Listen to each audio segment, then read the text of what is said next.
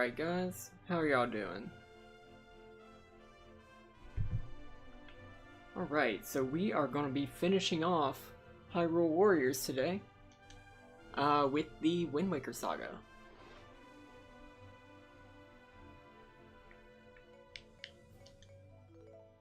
This was added in the Hyrule Warriors Legends 3DS port, and yeah, it's really fun. It has a lot of good remixes, and this is the last bit of secret, not canon lore that we're gonna uncover. Alright, so let's get started. I got a couple more fairies, but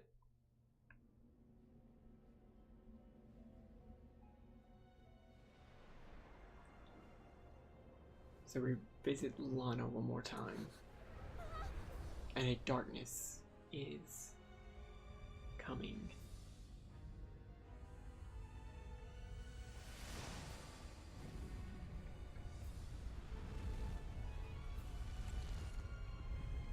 And that same sort of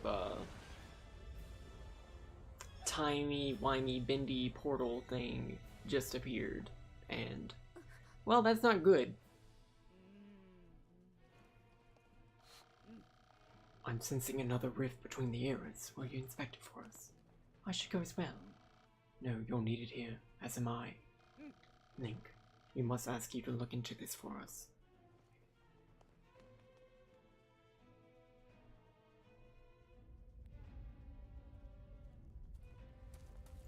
Alright, and we got Tetra. Tetra's new.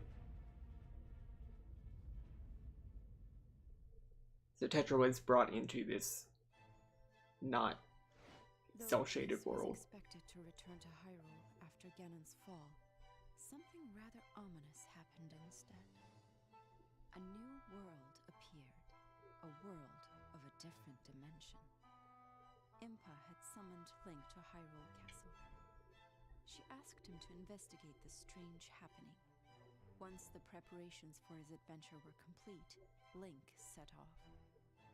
He entered the strange new world. It was a vast, mysterious dimension with an unfamiliar landscape. There, he met a girl who was battling monsters. Her name was Tetra. She was the leader of a gang of pirates, but she had become separated from her crew during the recent dimensional event. Though strangers, the two could agree on one thing. The monsters Tetra was battling had to be defeated. They joined forces to take on the enemy. Alright, so we are visiting the Wind Waker timeline in this little saga. Link meets Tetra, and yeah, we fight monsters. That's all you need to know.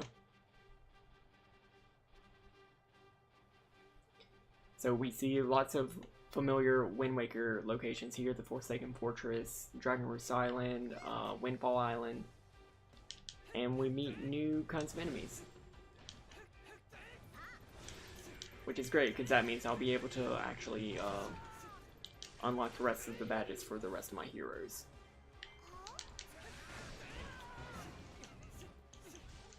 Because I need their materials.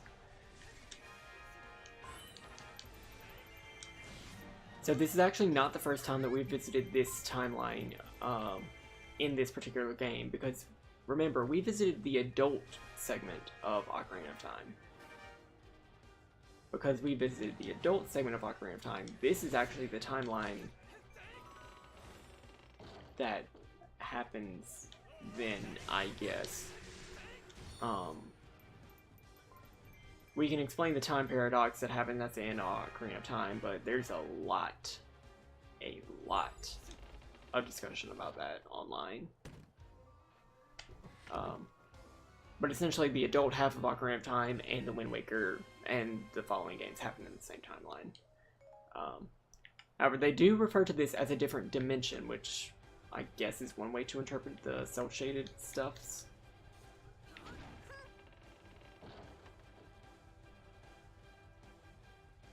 So we get one more weapon here, the hammer.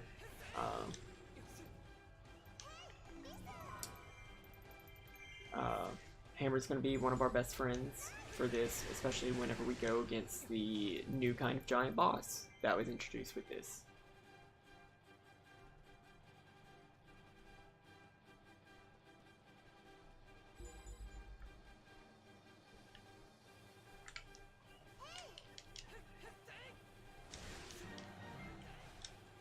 So Link is definitely overpowered. I am going to play as Tetra for a little bit. First time we really see Tetra using her gun, but yeah, she has a really cool gun. Definitely a cool swashbuckler gunslinger kind of character.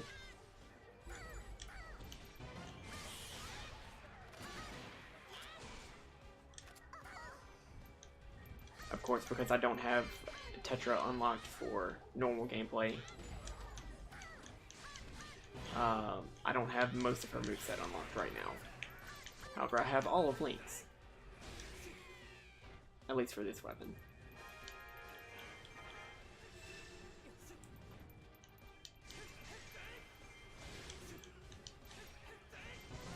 So the great bird that's being fought, the monsters don't like it either. Interesting.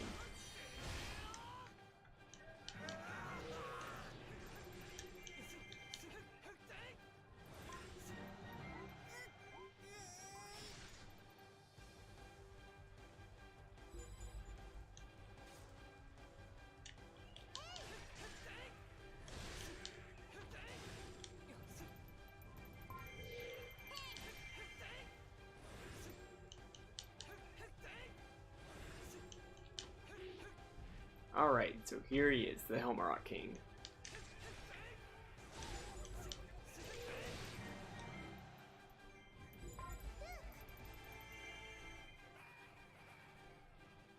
I love how Proxy just automatically knows what's happening. It's a cool little intro.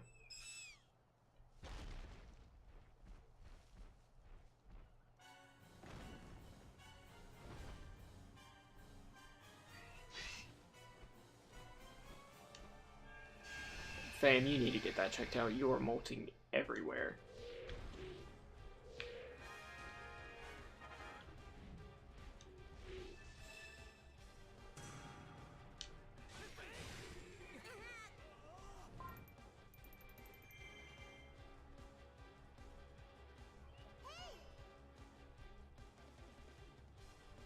So one of the running theories of the whole geography of Hyrule and how it connects between each game is that because of like the shared music and sort of the shared location of Windfall Island and Kakariko Village, that it is Kakariko Village after Ocarina of Time. Like 200 years, I think. So this would actually be the second incarnation of Kakariko we've seen within this one game. Because we've also seen Kakariko Village from Twilight Princess. Hello, Crispy Mango 319. Welcome back to the couch.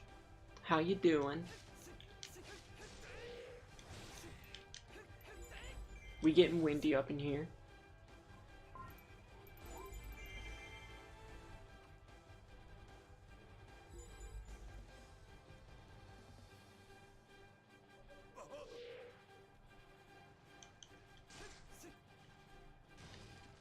Bah!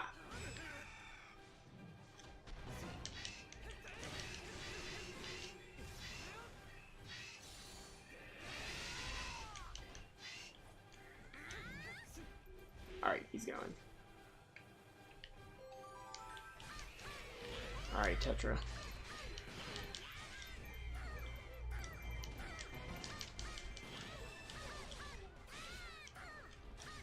Just had to cancel your debit card because you lost it. Oh no!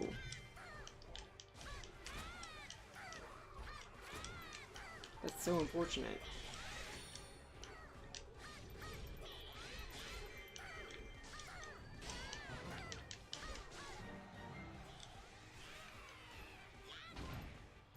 Alright, so we'll destroy one of the stone heads. so we can progress our way a little bit, and we also get the wonderful music change.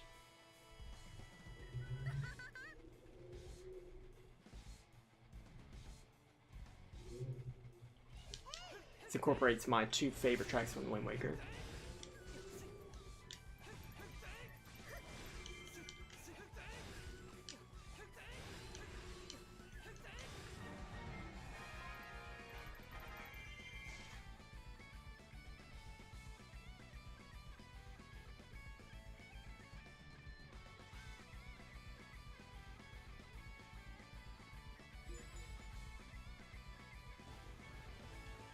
Alright, so I definitely need Tetra to stay at Windfall and take care of the Helm Rock. Link can take care of literally everything else because I have more stuff for him unlocked. What's good in the hood, Osqueef? Welcome back.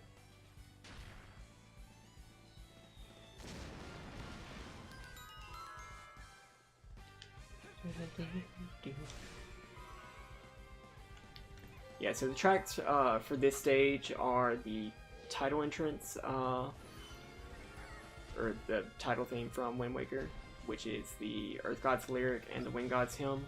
Probably have that backwards. And Dragon Roost Island, which are three of my favorite tracks from the game.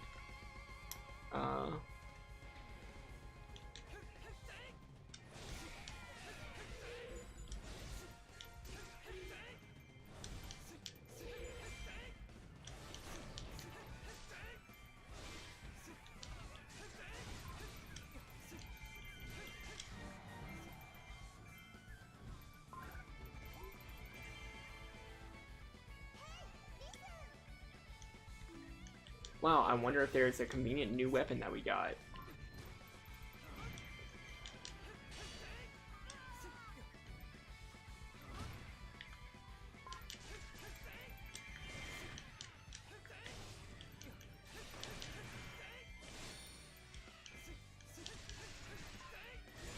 Alright, so to catch everybody up, literally nothing has happened.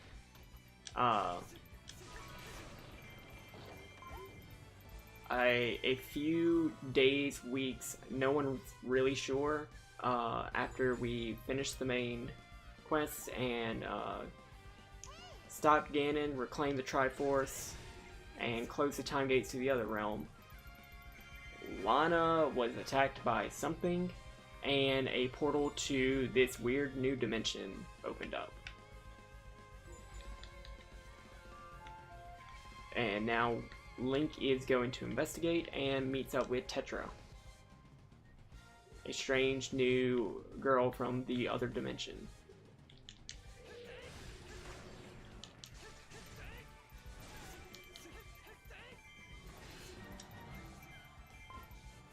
The cell-shaded dimension.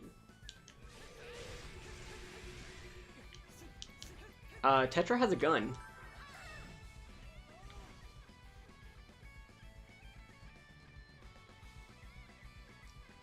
A gun and a cutlass. So, lots of attacks you can do there. She's actually a water element weapon. The gun shoots water. And so it is the worst kind of Super Soaker fight you can get into.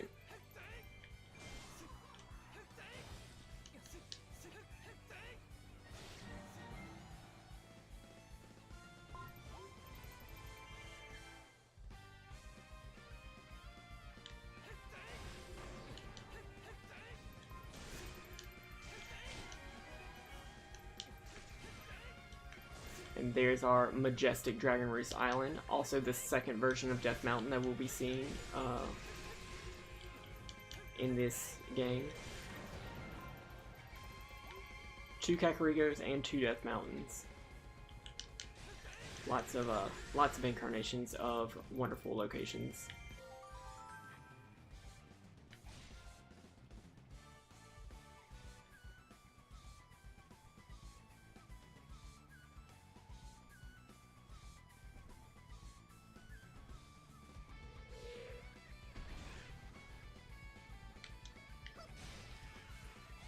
No, shit, fuck.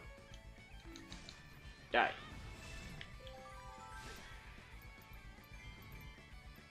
Alright, so this should be the last cannon ship that we need to activate. So this will get rid of the third stone head, and we can get into the rest of the areas of the other Forsaken Fortress. Hello, Silent Van. Feeling extra fierce. Good, Crispy Mango. The hair does look wonderful.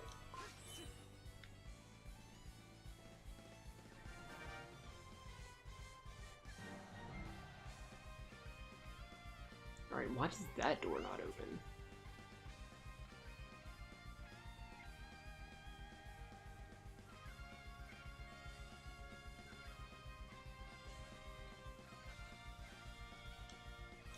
I guess I need Tetra to take this base.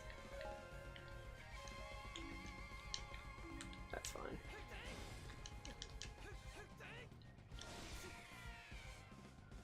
These tracks are banging. I was very happy whenever I picked up Legends and they included these. There is one more map that they added from the Wind Waker, and it has my absolute favorite theme from there. A certain boss theme that gets not enough credit at all.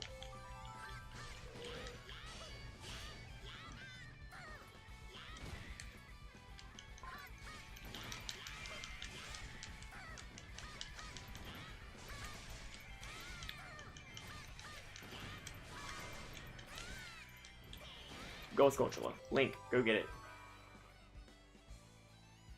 Pretty sure it's going to be up Dragon Roost.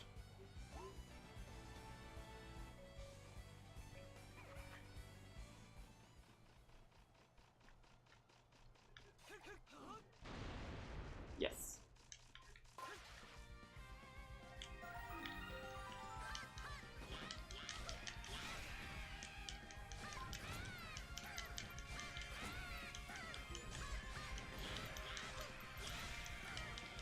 Not the School of Joy.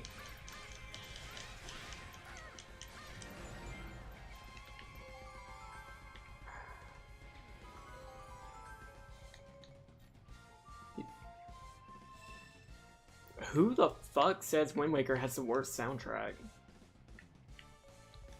I'm about to fight some people.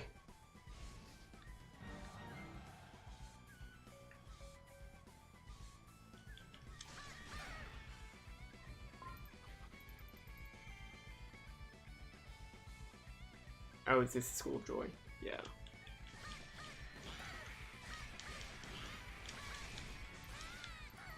Shit, what did I even come here for?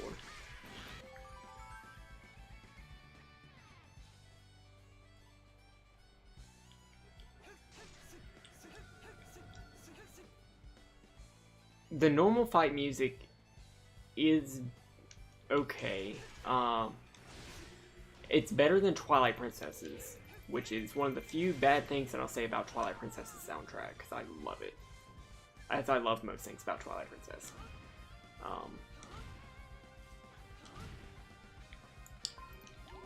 Wind Waker's mini-boss fight music, astounding.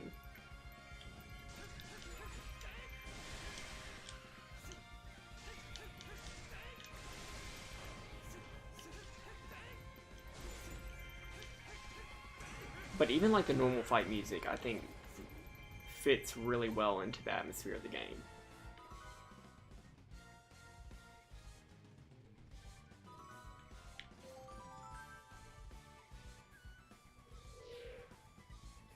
Yeah. Well, anything gets repetitive whenever you're listening to it for like dozens of minutes on end.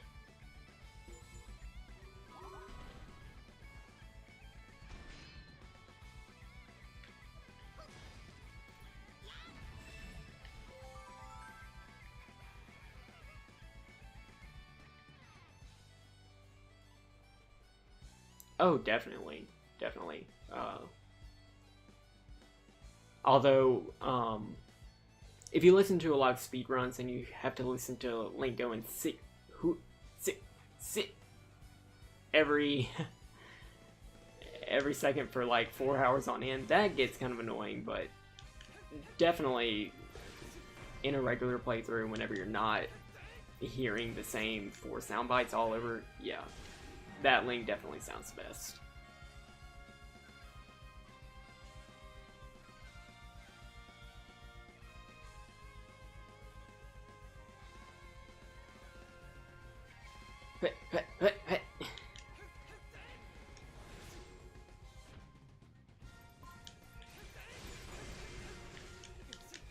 Yeah, but at least in Ocarina of Time you get to hear 2 different links.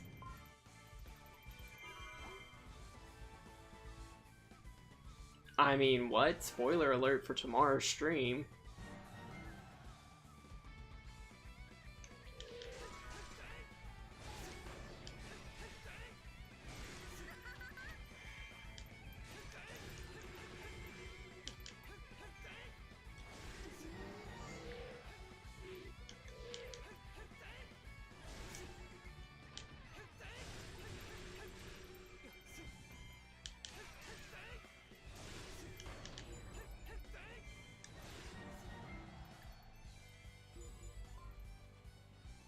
Ocarina of Time and Majora's Mask also have the Hyper-Extended Super Slide to tide you over.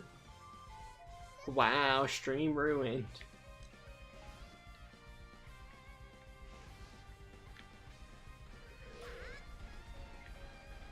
Alright, so we also get a Goma coming from around Dragon Roots, which, sir, excuse me, which is a nice callback to that game, even though this is definitely not the same Goma from Wind Waker. I love how with the Ocarina of Time they at least reskinned it. Whenever we went to the Water Temple. Not here. I cannot do a Hyper-Extended Super Slide. I would love to be able to.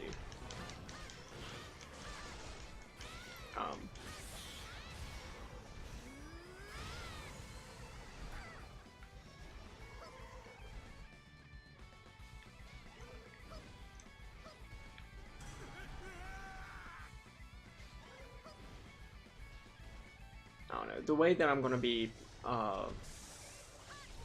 playing it, it's going to be different. It's going to be efficient, but it's not going to be a speed run, and it's not going to be 100%.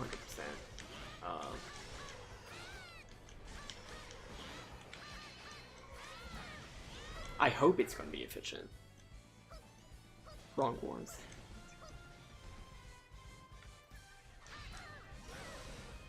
I got nothing.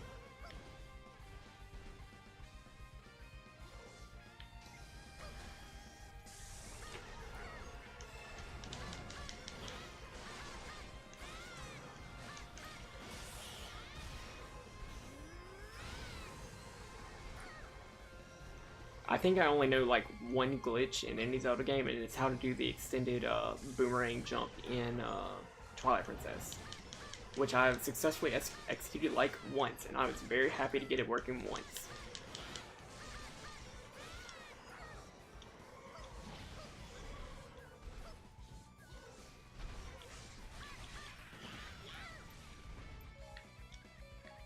I need Link to go over here because I'm pretty sure there's like a heart piece or something there.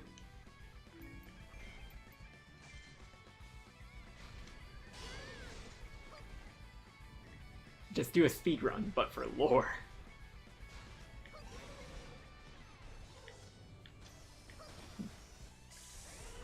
Surprising, I guess not surprisingly, I do get a lot of inspiration for like D&D and stuff by watching the speedruns, just because like you see what's going on and you understand enough of the lore, but you're not like you're not getting the full story, so you're left with a lot of interpretation. It's a good way to like make your own lore without getting too involved in what's come before. Lore done quick.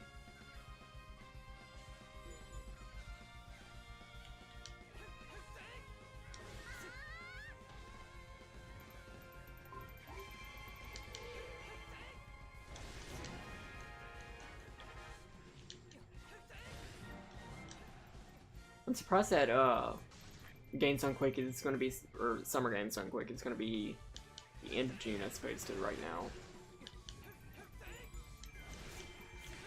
because I'm definitely looking forward to some summer games being done quick. I'm hoping that TGH does his Celeste run, because that is very entertaining to watch.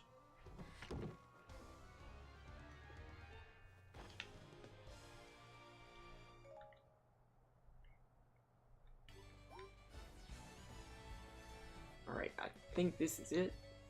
So we're going to finish up this level, and then we're going to have to revisit a few of the past stages,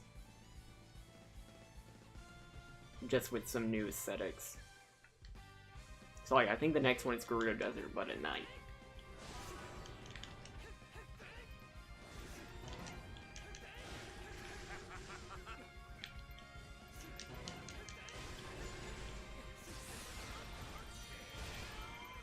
Alright, boss win, down. Time.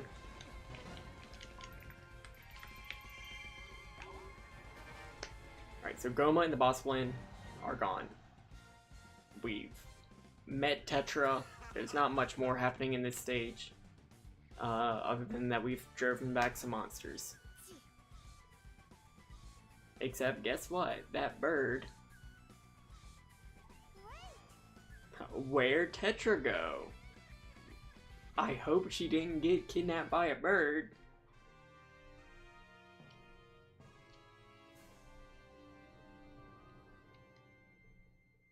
Ooh, let me turn on the computer charger real quick.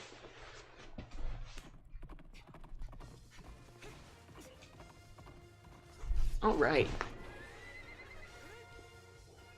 That was not graceful.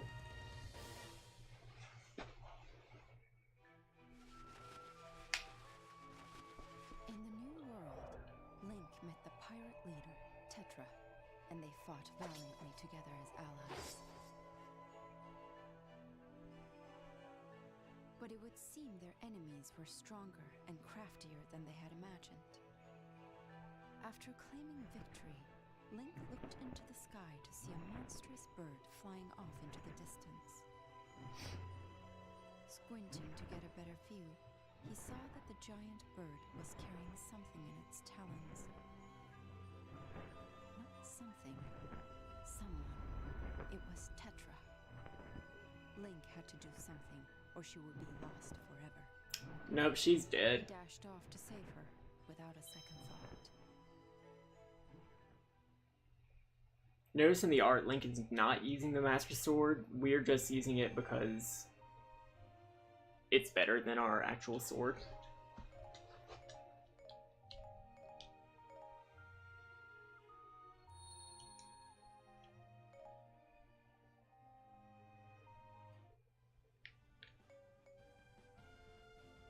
Looks like it's 6 o'clock. The stream of Many Eyes should be starting right now. Very excited to read what's coming out of that. A short time before the strange happenings washed over the kingdom of Hyrule, Going back to Lana Waterdeep. had returned to the Valley of Seers, where she used sorcery to search for clues to the vanished Sia. It was there that a figure appeared and stole away the Triforce of Power. So Sia is not dead. It took Lana by such surprise that she never had a chance to identify. Yes, the new adventure is going to be revealed. What we think, and this is Strange happening in Hyrule. for those watching in Archive Land, which nobody watches in Archive Land. This is happening whenever the announcement is being made. We think that it's going to be a complete adventure set in Waterdeep that's going to heavily focus on the Xanathar and Skullport and all that, and I'm very excited to use that. Lana left behind the Valley of Seers. I'm not wearing my and hood. set off for I should wear my hood. Oh, why so many eyes? Why the fuck you got so many eyes? Alright, so here we are playing Lana in Gerudo Desert.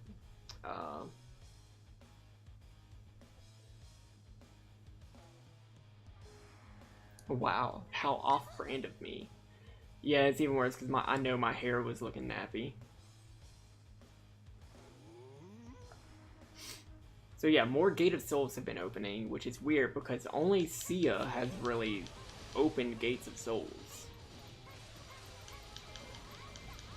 And Sia is missing in action because, you know, she kind of killed herself by overexerting her magic in the main campaign.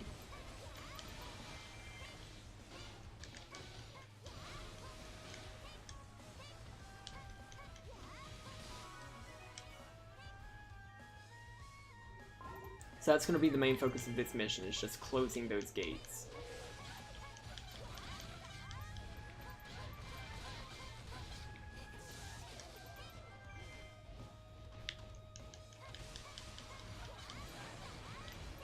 Nah.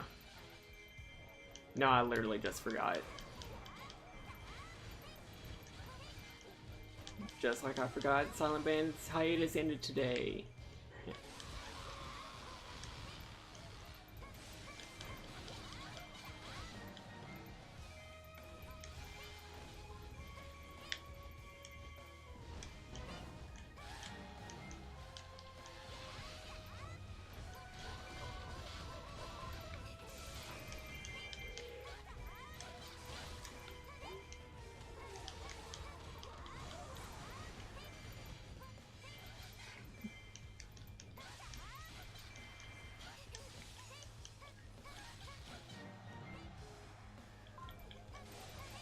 Alright.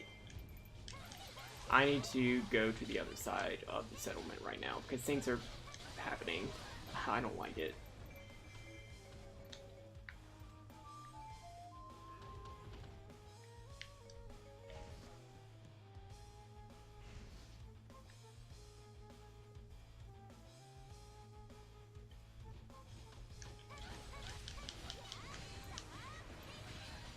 Y'all need to back the fuck up.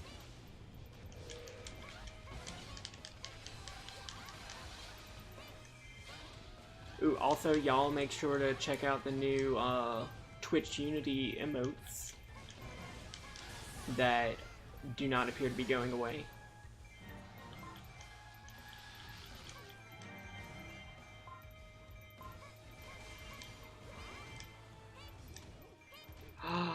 Really? Awesome! That's so awesome, Osqueef. Is he like playing, or is he or they an audience member?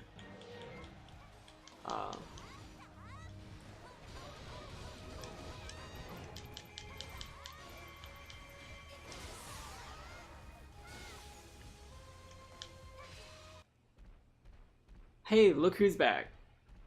Back again.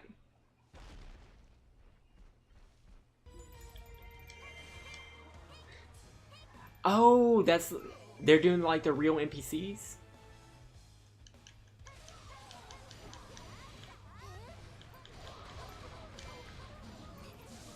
I vaguely remember that being a thing. That's awesome.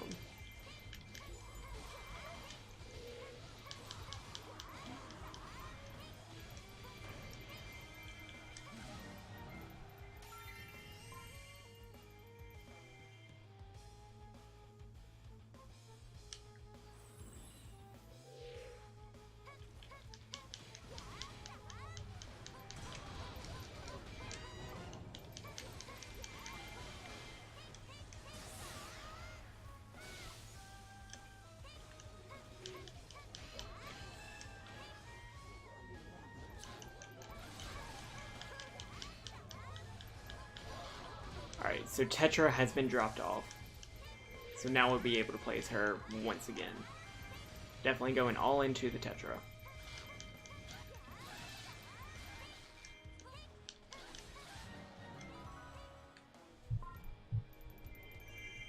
Sorry about that. Automod should be a little bit better about that.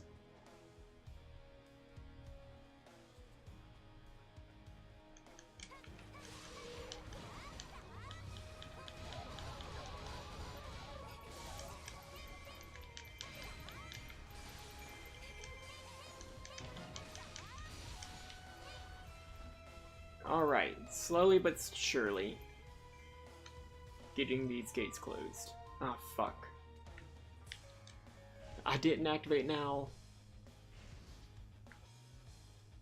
I fucked up.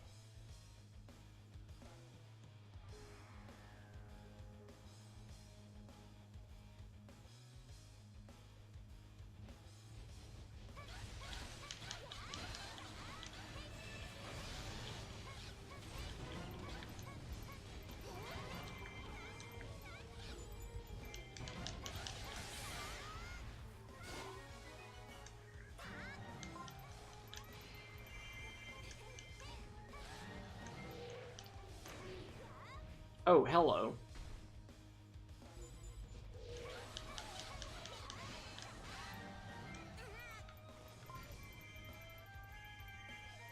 Alright, let me activate this and then I'll go and save Tetra.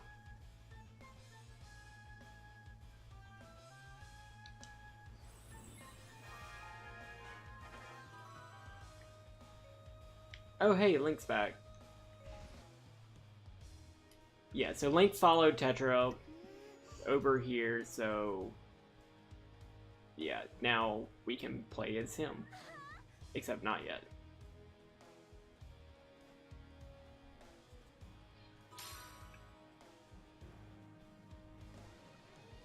Honestly, I just need Link to get to the other side of the desert. Because he's going to be a lot better about crowd control.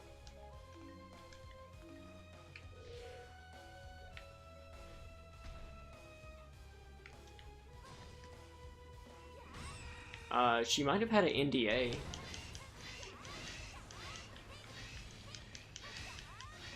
Just hypothesis.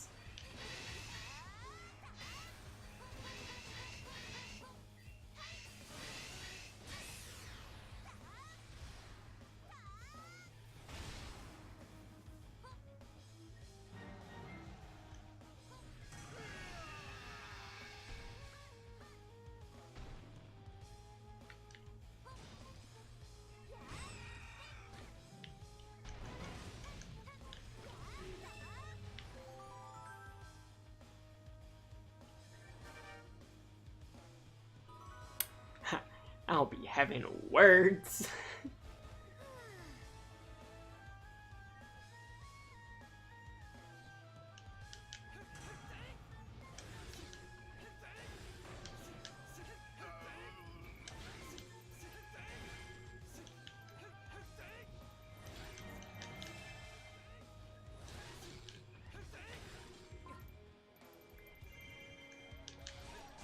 Lord. Do not like, do not want.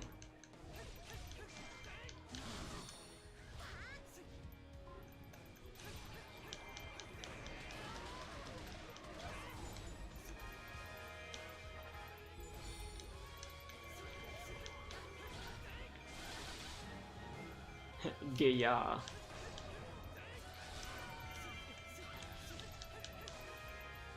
Oh, okay, I haven't watched the second half.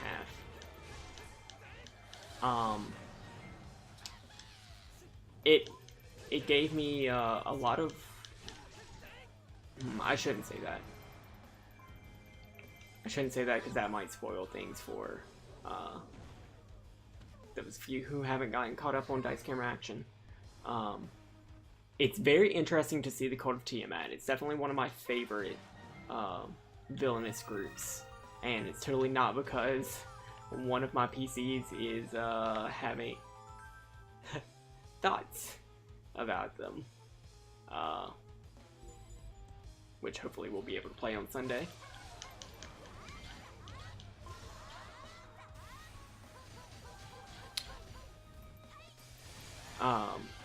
I love Draconic Sorcerers. I love how he interpreted it for Callie. I sort of like how Matt is seeding that, hey, Archon is still a thing, Tiamat is still a thing, and that could cause issues. I don't want him to resolve it. I really don't. Because I really think that he should leave that open for if a DM wants to run Tyranny of Dragons in Tal'Dorei.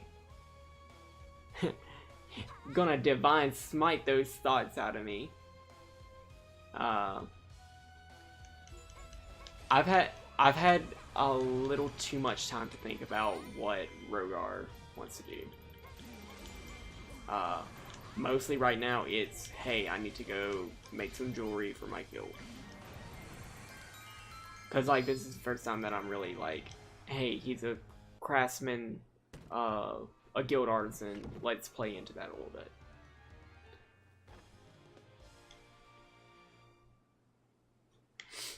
He really has.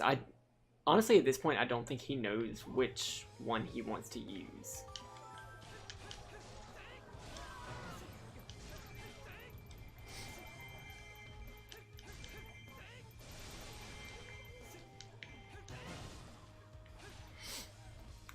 But I definitely hope it's not the Skill Tyrant.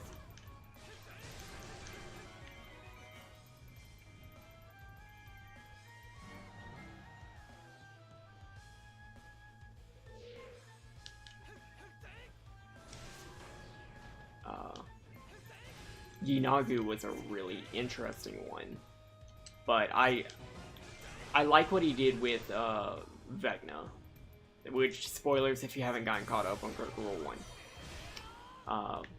Because while that is someone who has appeared before in some 2nd edition modules, it's not someone who has a 5th edition stat block.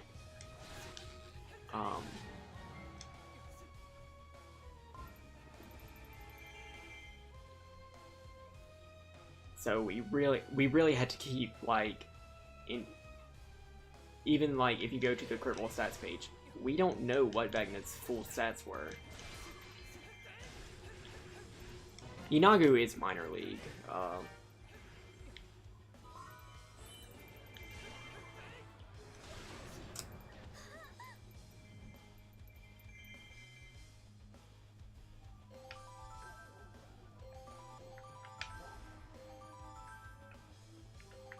Okay, I need to... Oh, okay, those are open now. Great.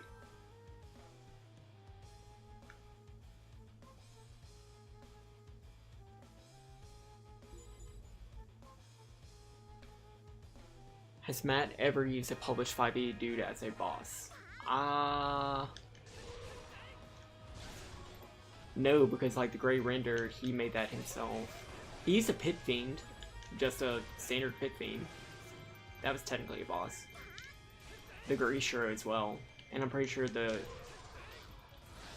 most of the dragons were rules as written ancient.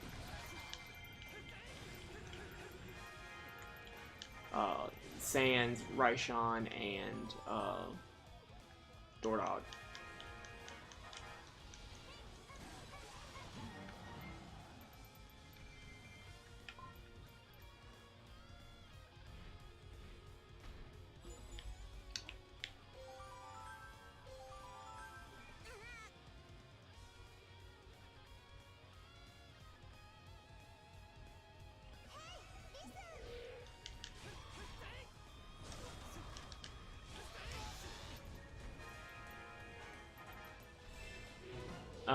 The Alip that he used in very recently was also rules as written. The secret one in Ghost.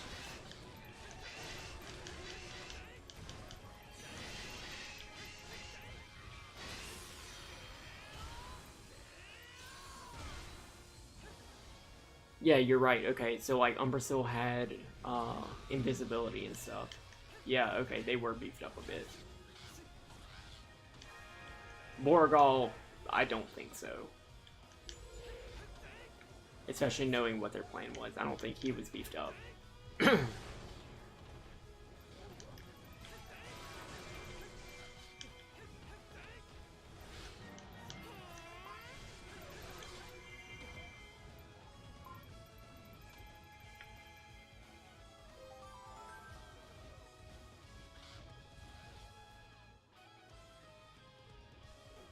Why is this empty?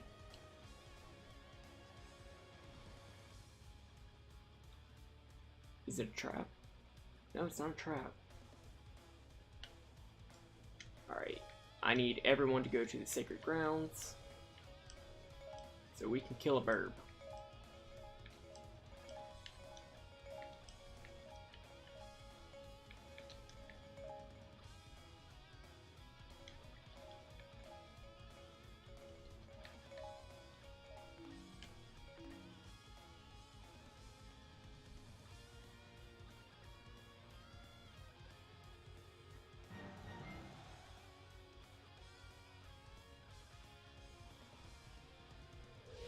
I would really like to see some Far Realm stuff. Mostly because that's what I'm using in my campaign right now, or one of my homebrews.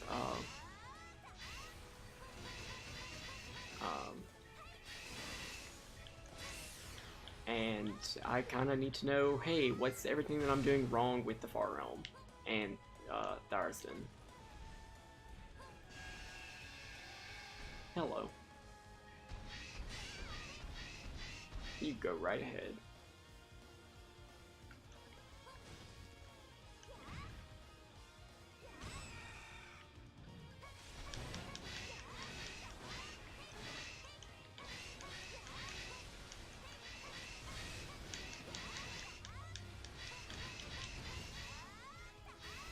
Squaw. Far Realm stuff is like Eldritch, things from Beyond the Stars, things like, well, number one, Tharsden, but like any of the Oberiths, Hadar, Agathis, those are probably good Eldritch stuff.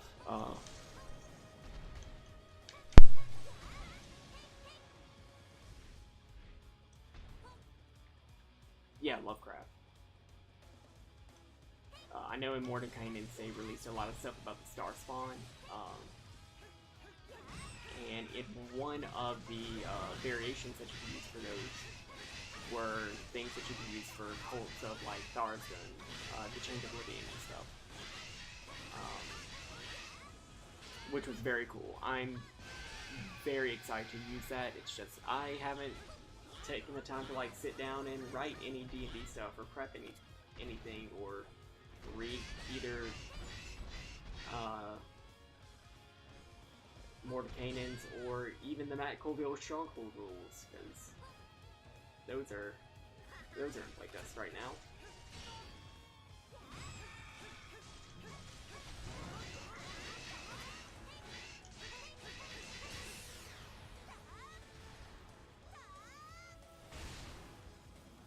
Alright, Helmrock King is down.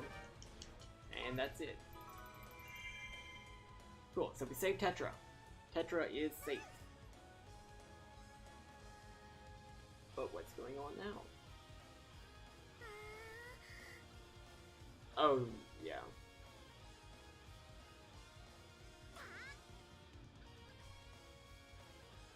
Yeah, it's definitely hard to pull off well.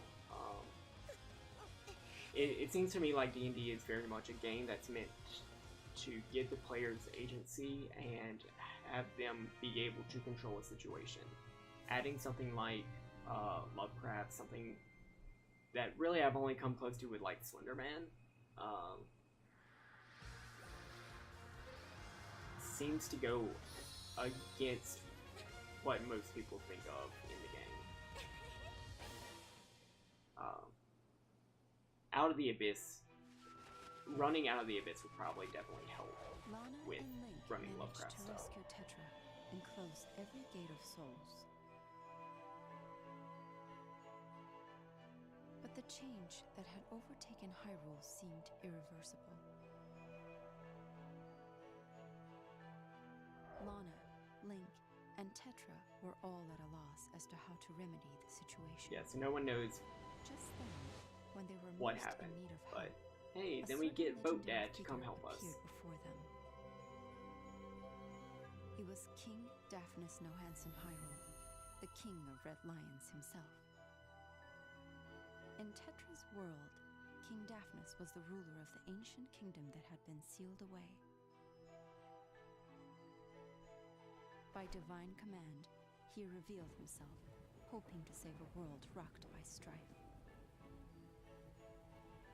He explained that the cause of the conflict was an evil presence in Tetra's world. Oh. Oh. Silent Band, you picking up on this?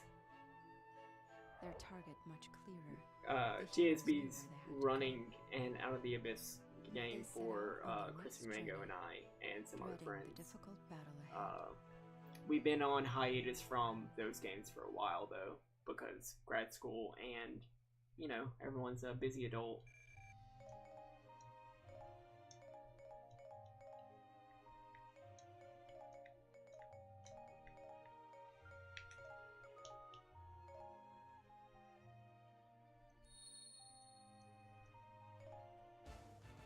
Hey, we unlock Tetra, and we get a cutlass. Alright, so we're going back to the Temple of Souls. Ooh, I should be able to unlock some of Tetra's stuff.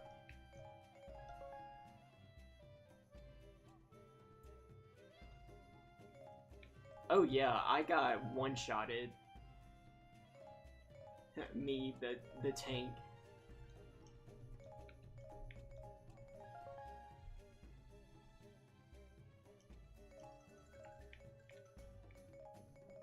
We have seen the BBEG.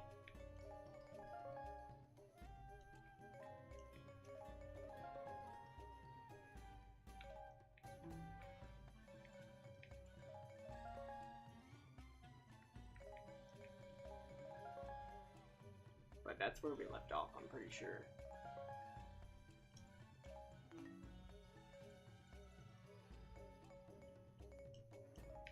I'll get some stuff with Skull Kid too.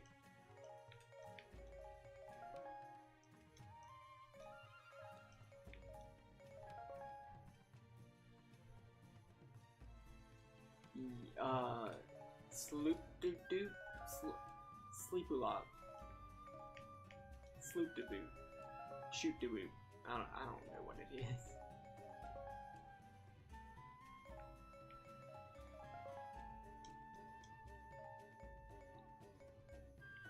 Oh neat, we can get stuff for Rabio too.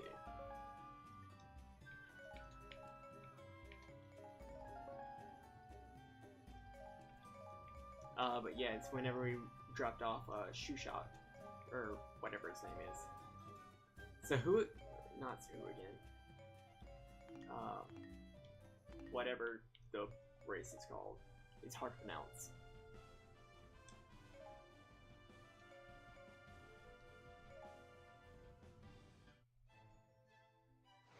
Limo Gugu! And Tetra heeded the ancient king's advice and headed for a place of great darkness.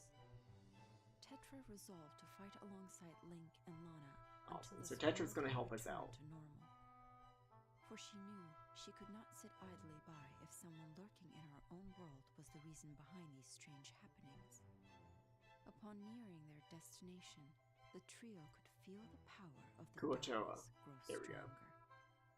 As the darkness enveloped her, Lana began to strongly sense Sia's presence. So Sia's presence is still here. Sia is not dead. She just disappeared for a bit. But here we are, back in Sia's Palace of Obsession.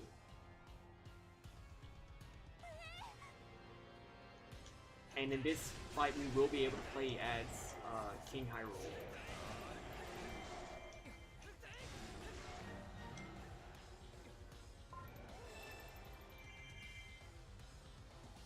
But here, we've got some dark Sias happening.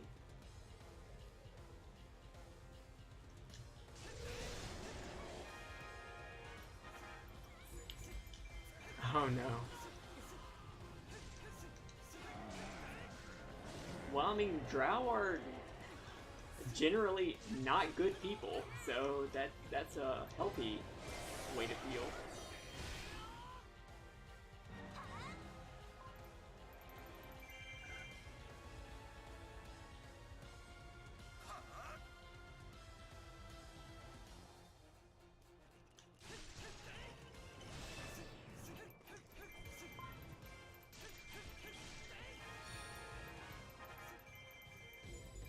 Shit.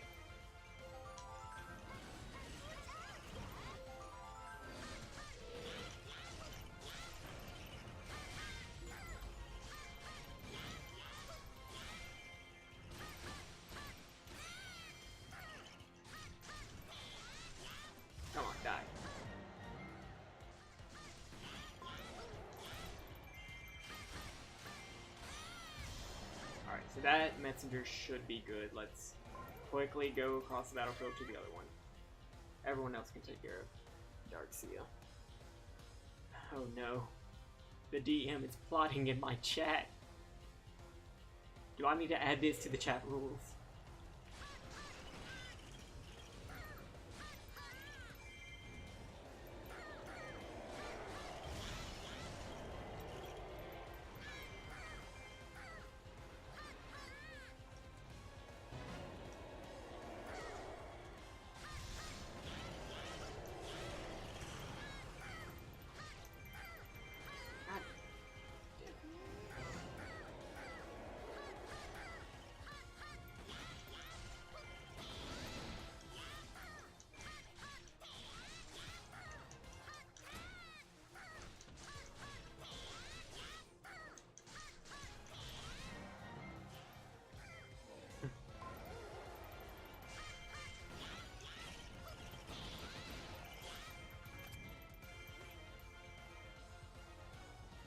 Let's get back across because our other guy did not make it quite yet. And one of our guys fucking died.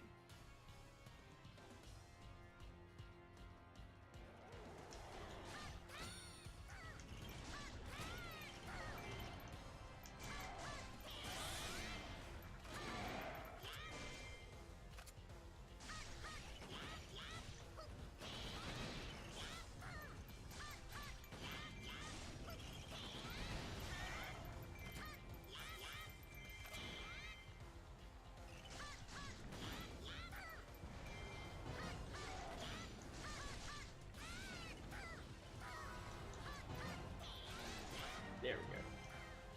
Well, at least one of the messengers made it. Everyone else is with Darkseia.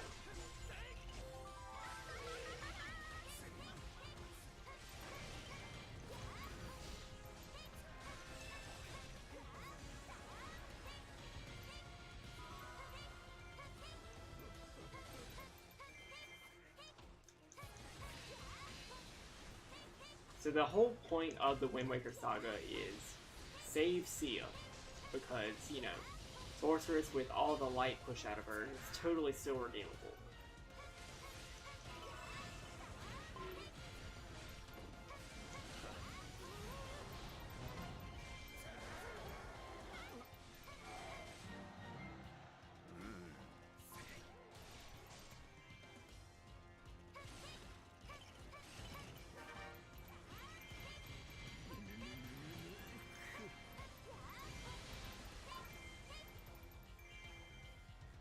Lana must be in Sorceress's word.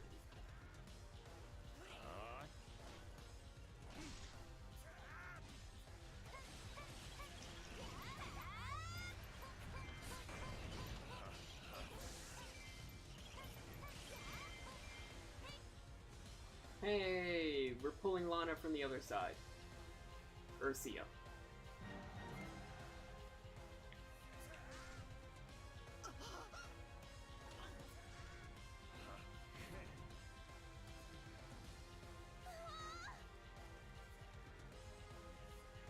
I want to let her rest. Attack them with the roly cue. Awesome, so this is going to be our allied base now.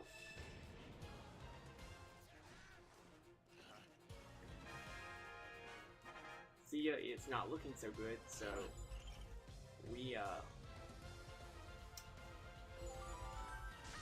can't let things get to our allied base. If we do, things get bad. Very bad.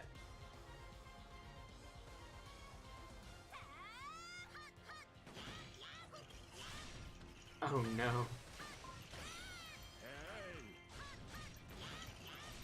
Alright, so now we can actually play as King Hyrule. King Hyrule fights exactly how you would expect him to.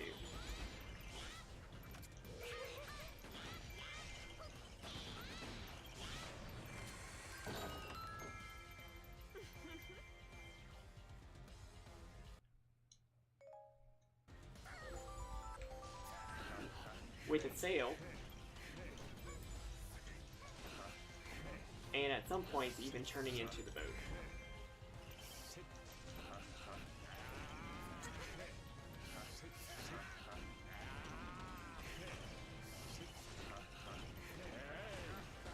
that.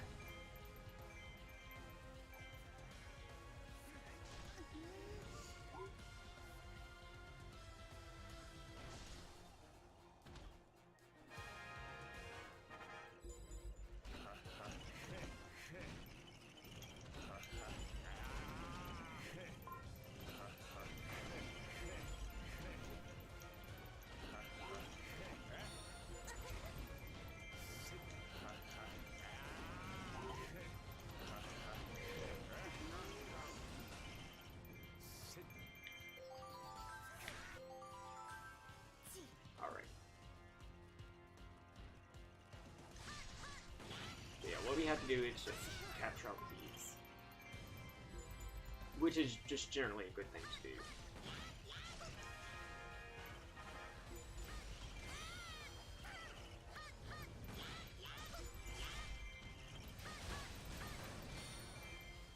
Link does not appear on his back.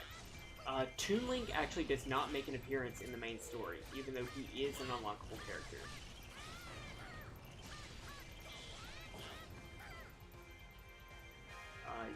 You have to unlock him in adventure mode.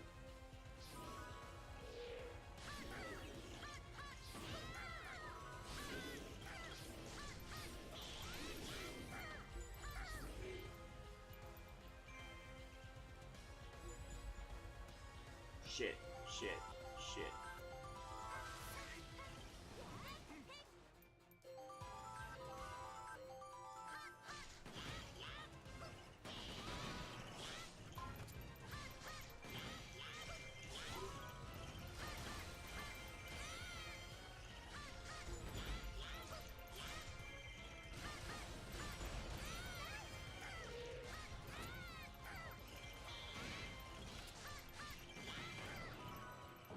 Okay, so that's all for this side. I'll get Link to capture the other side.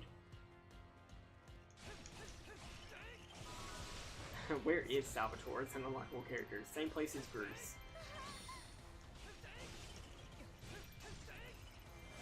Salvatore actually would have been a really cool character because he's in all three of the adult timeline games.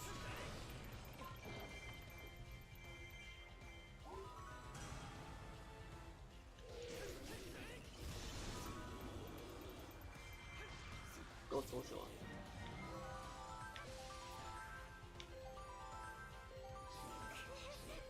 Where is it?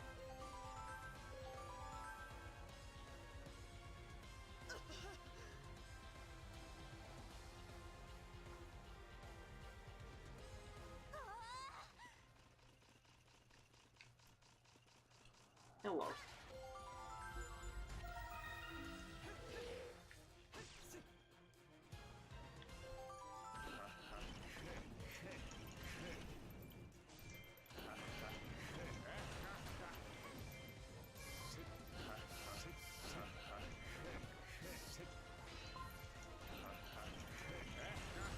Alright, so this should be it. At least for this stage.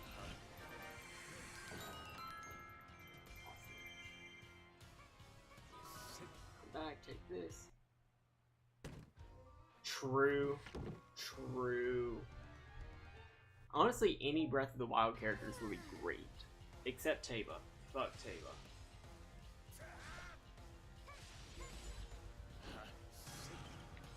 Why isn't the King of Redlines your color guard?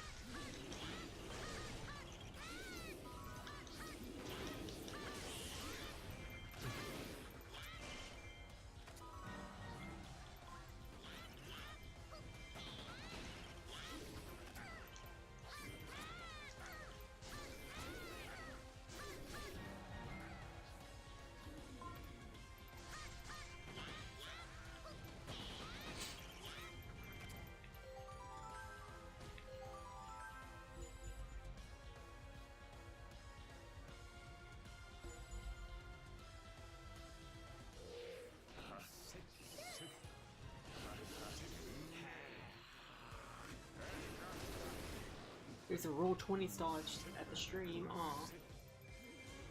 I am starting to lose my distaste for Roll20,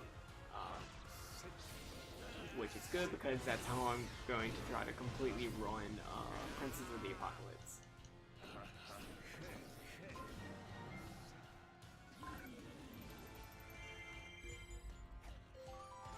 Which, with the new legendary elementals in Mordenkainen's, is going to be a little bit more interesting.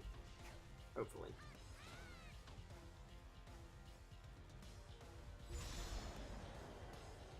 Oh no.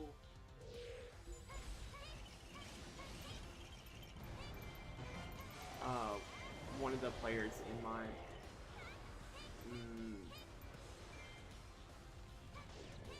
on second thought, it's probably best not to talk about it.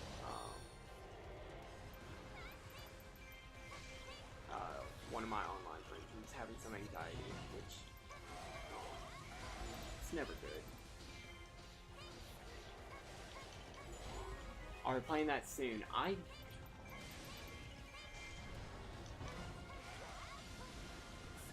don't know.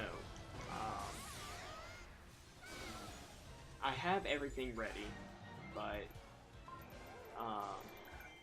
crap. What's his Twitch friendly name?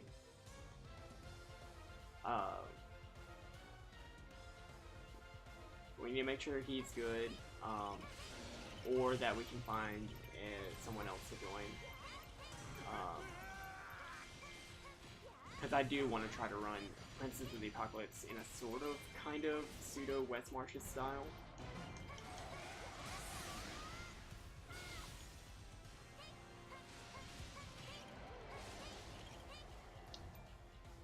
That's fair. If, and this is a huge if, I ever stream any D&D, I would not use Roll20 for rolls, or battles, or anything.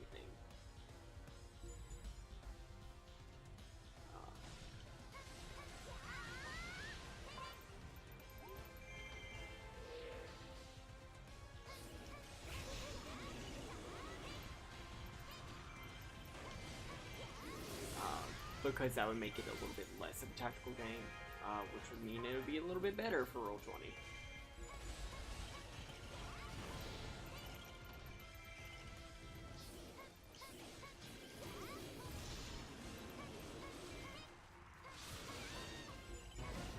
Shit. Shit. Get away from her, you bitch!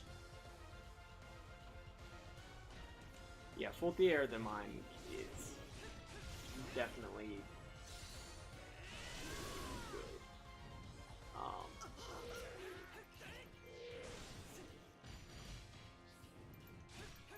Especially with Roll20.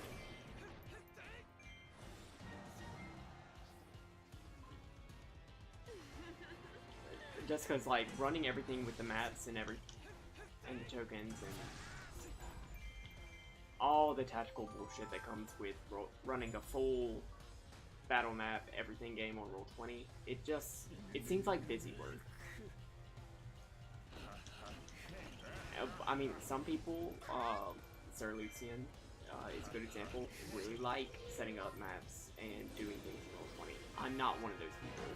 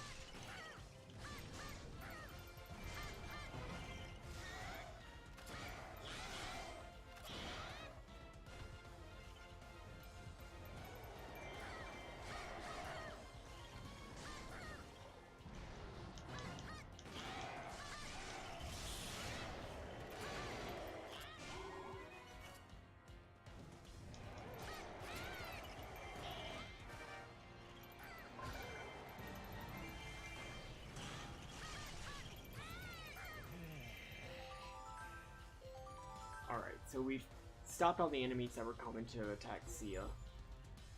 Except more show up. As they keep doing. This is literally a tower defense stage, and I don't like it.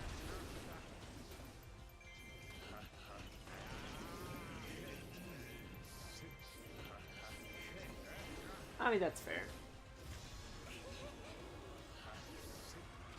I feel like if I was better at it, and so like if I had more knowledge on how to make a good battle map, I would probably like it a lot more.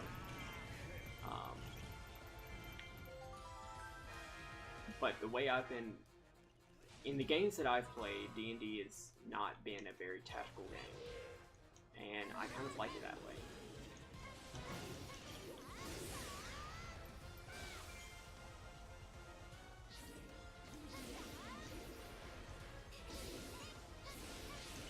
Maybe if I ran more modules and got more of a feel for what has come before and what is a good map, then I could probably see myself wanting to run a more tactical game and wanting to make maps myself. But for right now, with the kind of experience that I have, not for me.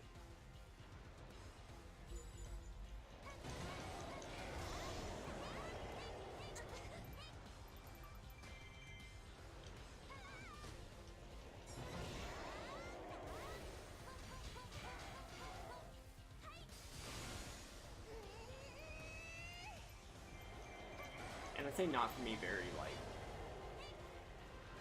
not how you're supposed to say not for me. Come on. I just know what I would create if I took the time to sit down is something that I probably wouldn't be very inspired to do. And my players would probably not enjoy playing it, and that would make me not enjoy what I made.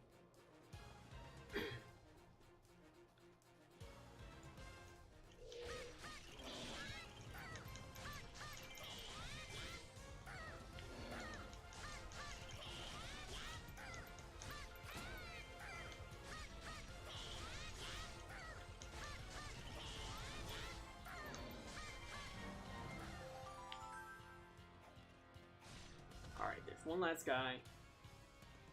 Let's hurry up and kill him.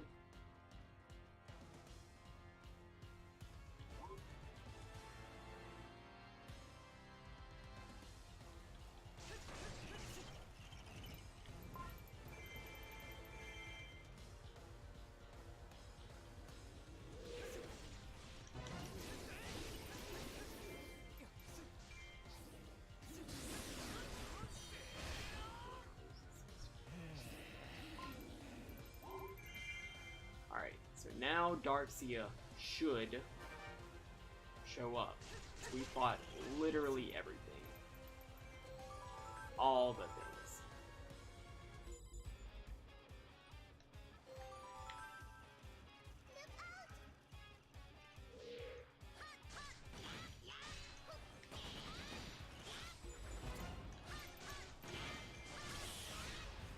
So Darklings are also showing up.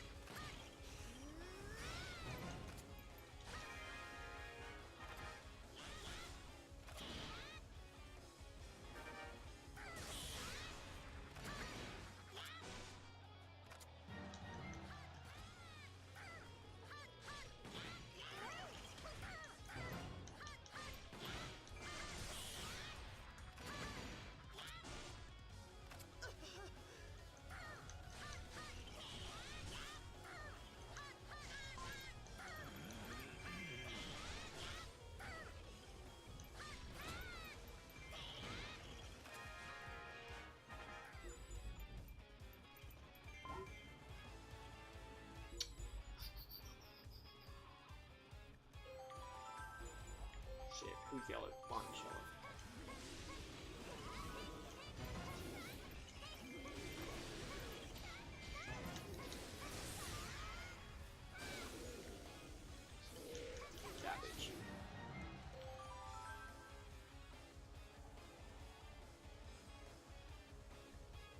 there's Dark Sia. Right now, we need to be worried about the other Dark Link, even though it looks like he's not moving at all.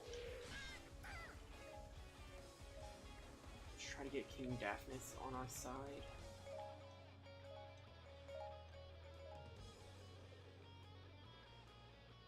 Nice! Awesome! What you gonna play? Tell us about your OC.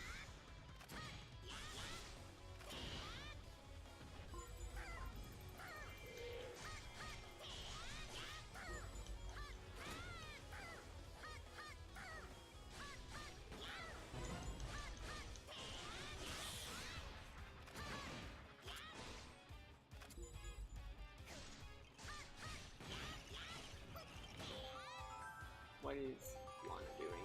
What is Lana doing? Why are there enemies here with Sia? No, no, go away. Do not like, do not want. No! Protect her.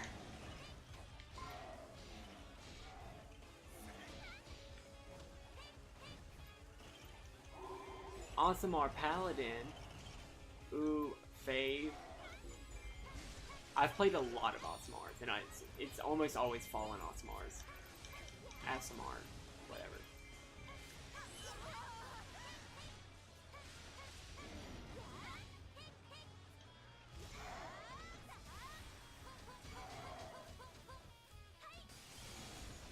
Because they're both original and anti-edgelord. Okay, I've been playing the edgelord Asimar.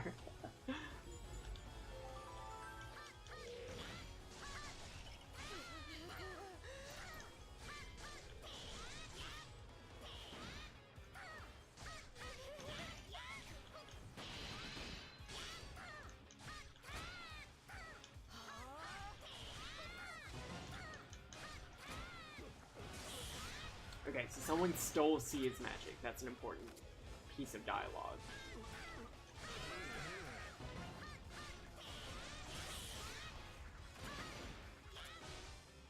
It's Asimar, where I'm from.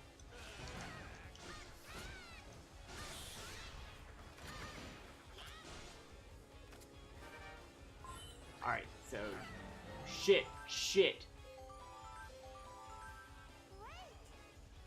Lana, why the fuck are you leaving Sia?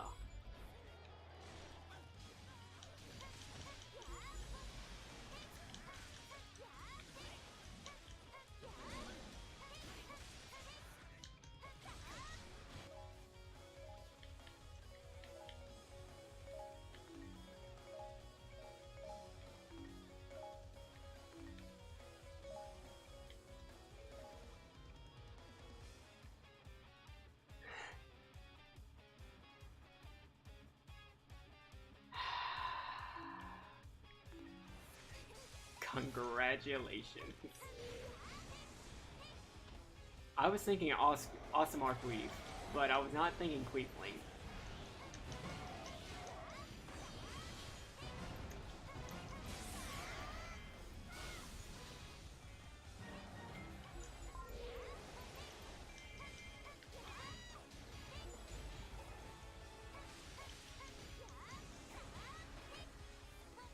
So I really should be pushing Dark Sia away from Sia.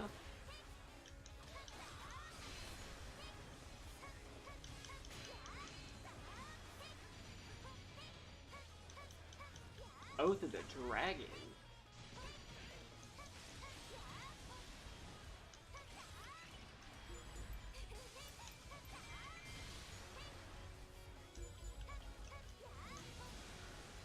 I have not designed or used any subclasses that weren't like DM's Guild published or like DM's Guild Adept published or like Critical or Unearthed Arcana. I'm trying to make a subclass based off of one of my gunslingers.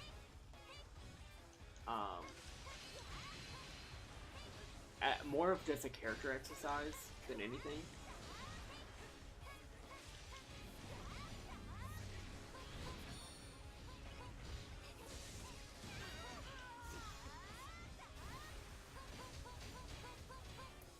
I didn't actually make the School of Lycanthropy class. I did make the spells. I was going to try to make one, but then I was just like, I really don't have the motivation to do this.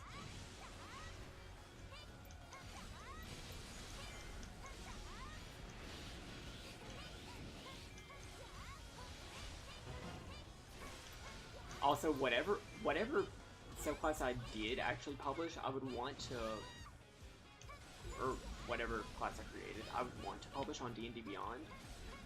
They do have, like, rules like, hey, if you make a subclass, if you grant it, like, additional spells or anything, they need to be open game license, which means only stuff that's found in the basic rules. So none of my homebrew stuff work.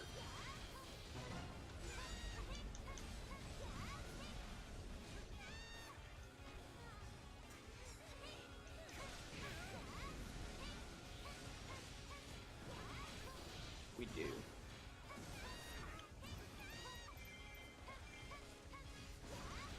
That's right, paladins don't take the oath yet.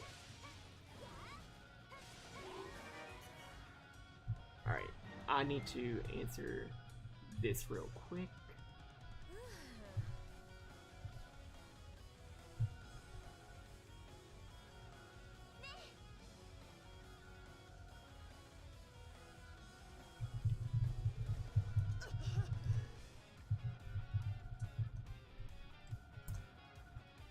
Sorry for the mic clicks right there. It is, I found that after going through, like, all the Planeship articles and the Tal'Dorei guide and some of the old Unearthed Arcana, and adding those options into D&D Beyond, that definitely helped me explore, like, what came into class. Like, I know a couple of weeks ago on Twitter, I was just like, hey, what would a 20th level Paladin Gunslinger-ish transformation look like? Well, I was figuring out that, like, hey, at 20th level, Paladins transform, that's a thing. Which also makes me think of, like, hey, what would a Werewolf Paladin look like? Which it would just be Oath of the Ancients.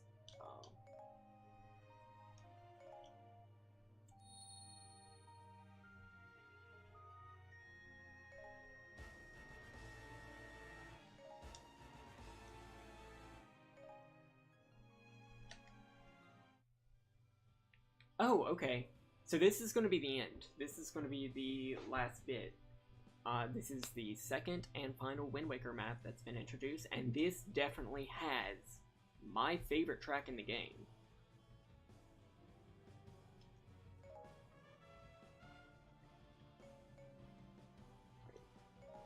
So these are going to be the 4 people that we play as.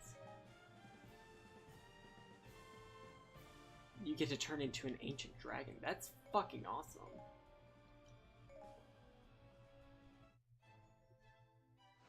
The heroes now knew the Evil One had taken the Triforce of power. He had robbed Sia of her magic and learned of her other half, Lana. With the balance of the Triforce so shifted, there was little hope the world would return to normal. And with her magic gone, in time, Sia would completely disappear. Sia used Same. what little power she had left to seek out the one who had taken from her so much. After playing in a couple of campaigns, I realized that level 4 through 9 are definitely my favorite. It's definitely my favorite tier play. Just because at that point you're like gaining power and ready to get those bigger things. At level 18, 19, 20, you're pretty much going through whatever challenge your DM puts at you.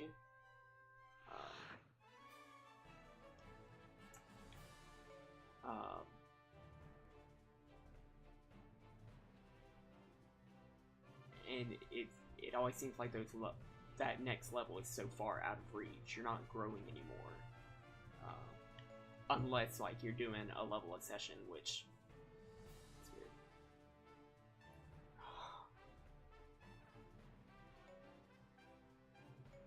into that game at level 6. Oh man, I feel that.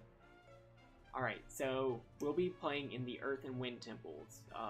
So because of the wibbly wobbly, timey wimey, plane shifting bullshit, as you can see from like the screen thing, there we go, here. That boss room, it's split right down the middle. And that's what we're trying to get to. We're going to be fighting from the outer edges of this arena going in toward the boss room.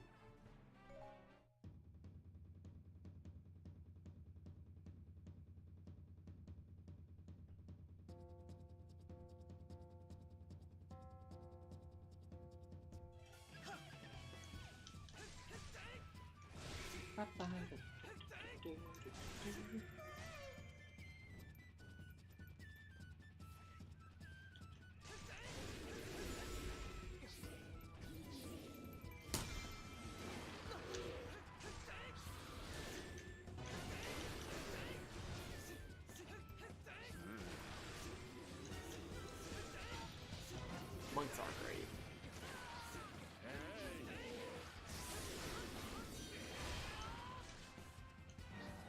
So there's going to be lightning all over the stage. We're also going to be dealing with the mechanic of shifting between each person. As each person is trying to make their way toward the center.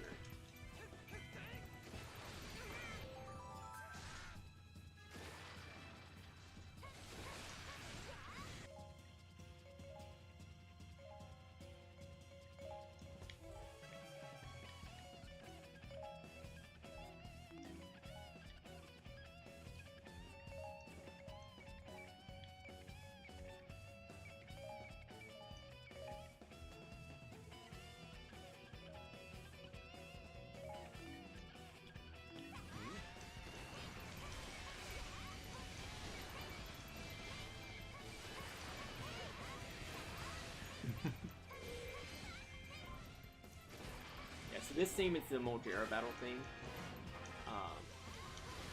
Nintendo's really good about making sandworm battle music really great. See the Molduga and the Moldera fights.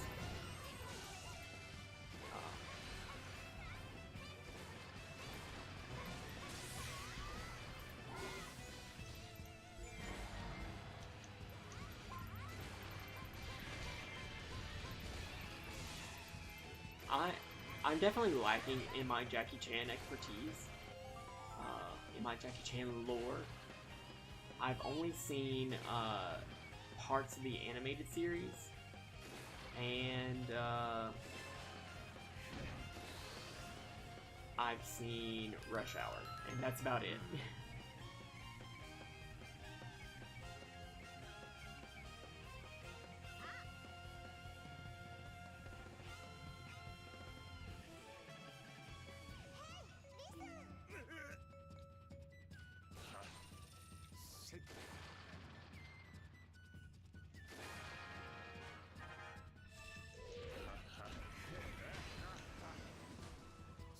The animated series was dope.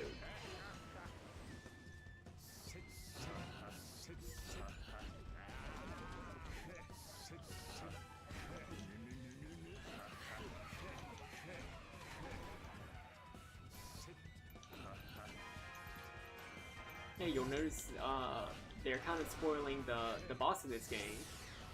It's Phantom Ganon. Ganon's Phantom from this dimension stole Sia's magic and, you know, was doing stuff.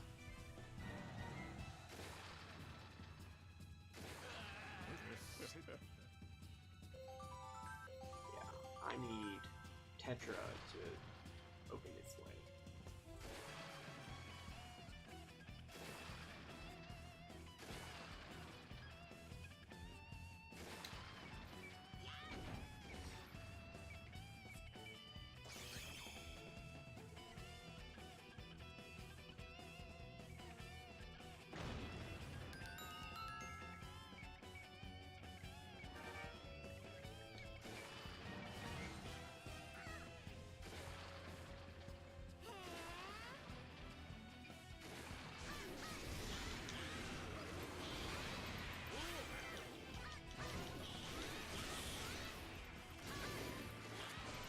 You got the trading cards for me.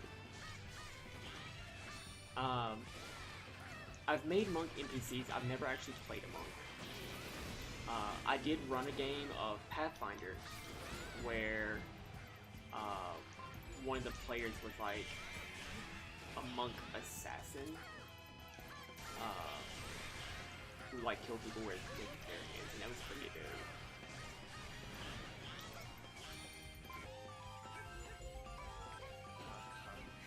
Okay, that's not all the sage beats. What the fuck?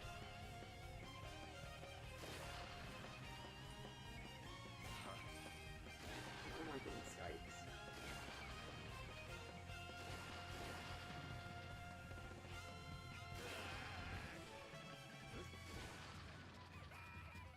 I know exactly why I'm getting Skypes.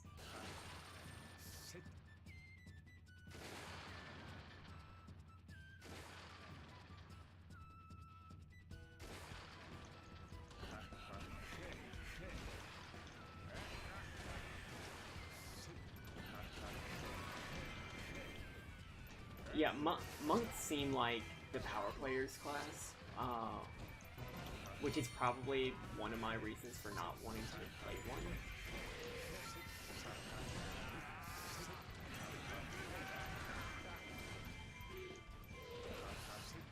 I don't know, they never seem very interesting to me, which I know there's so many great ways to play monks.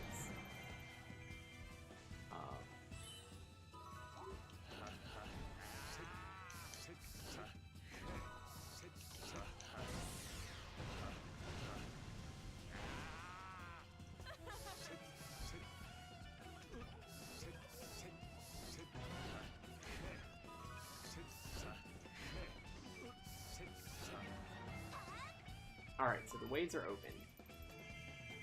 So now we can go capture more stuff and get closer to Sia.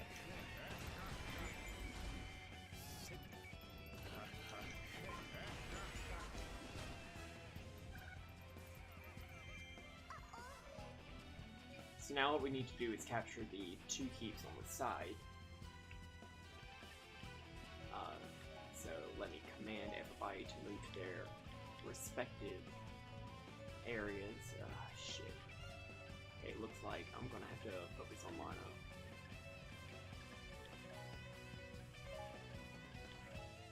Okay, so Link and Lana, I have to manually get over there.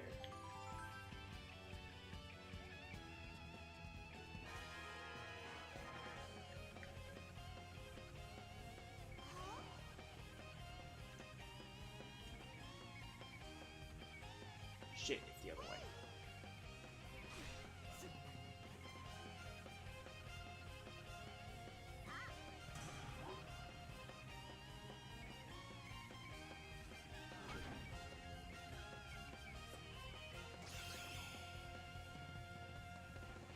I kind of always find myself going back to druids myself. Who can guess why?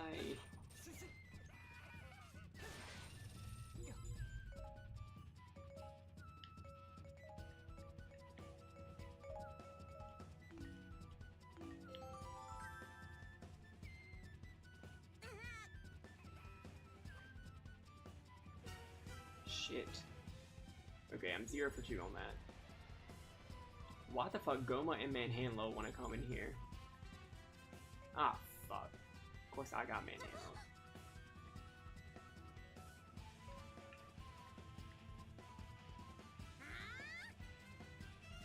Shit, how do I open the way? I do not know the way.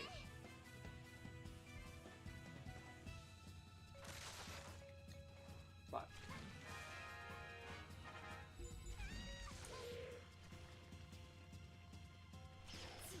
A luchador monk.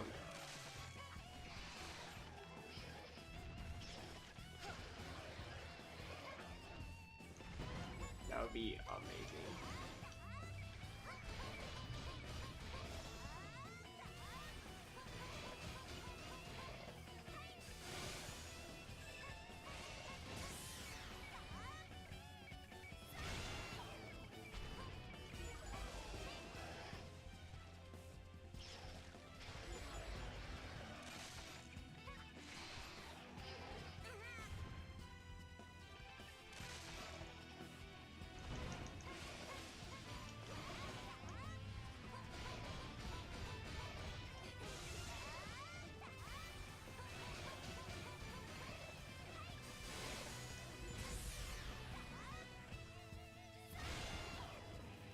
Damn, Link hasn't taken his teeth yet.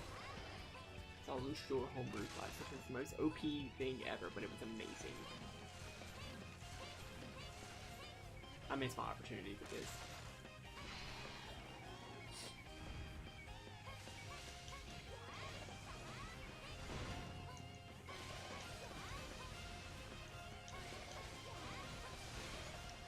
Maybe it's the fact that D&D Beyond doesn't let you do it, but homebrewing full classes just seems like such a hard and impossible thing to do. Especially with like D&D's 5e's focus on subclasses.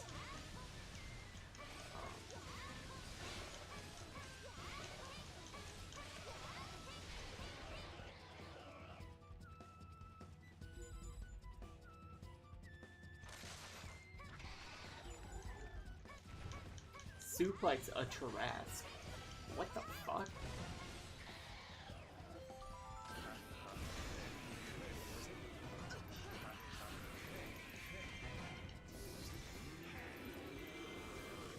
I'm on a boat, motherfucker. I am a boat, motherfucker.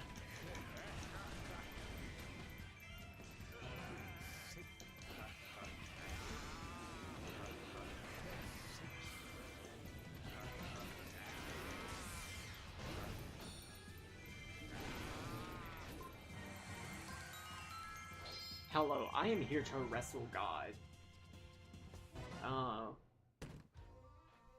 One of our characters in the dungeon world, one shot. He looks so happy whenever he grabs things out of the chest. I love it. Bark! That's right, we have Goma here.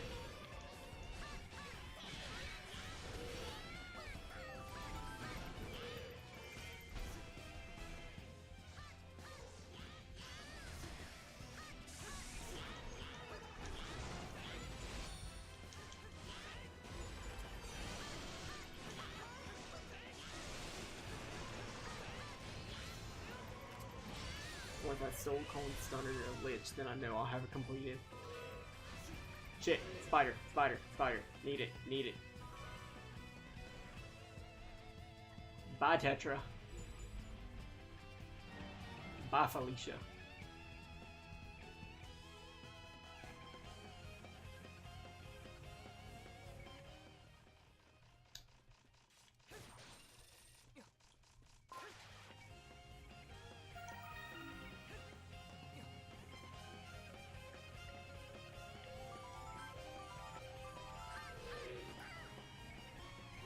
Hey, where you going? No ma'am.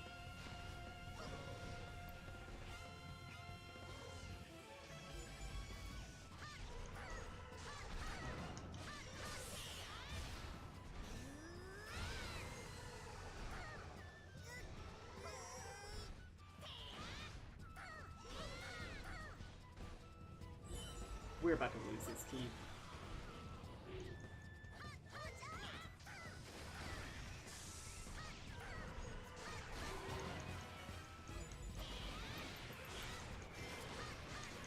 Alright, so because we lost this Sage Keep, the lightning is coming back, which is not good for us. I also fucked this up.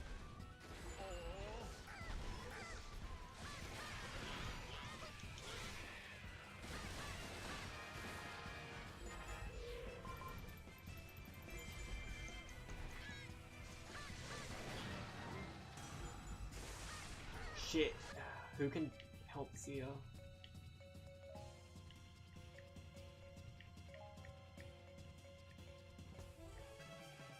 There's nothing I can do.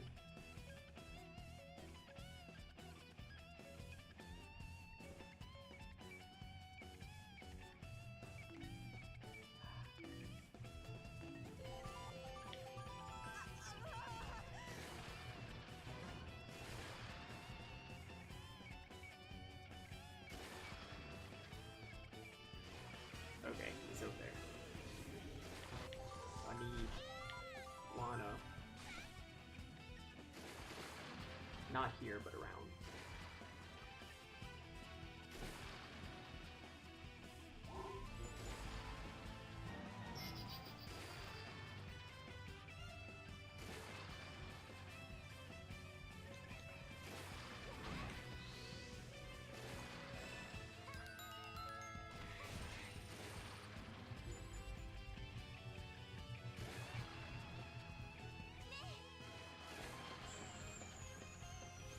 see ya. Hey.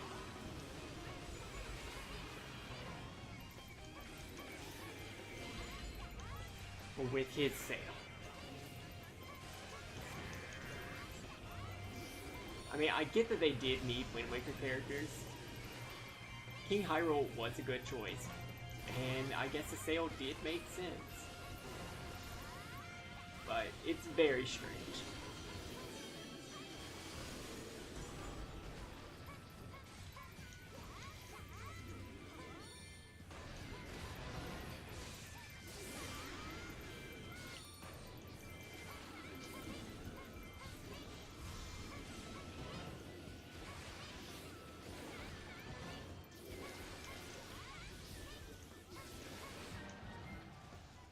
I want Salvatore with a cannon.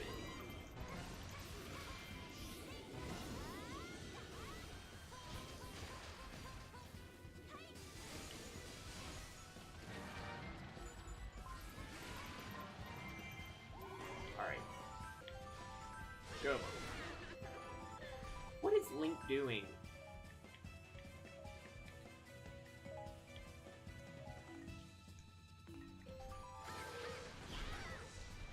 Not.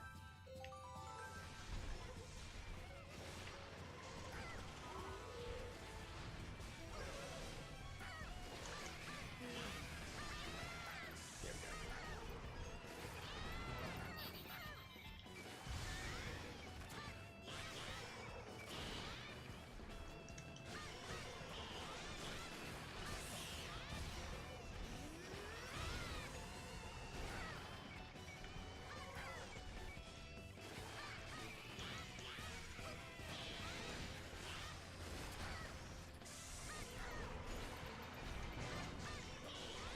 Alright. Both giant bosses are dead.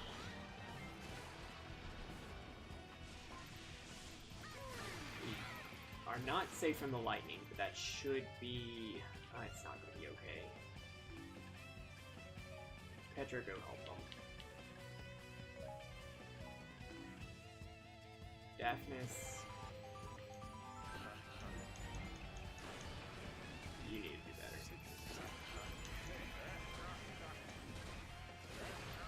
Mike Merles is a treasure.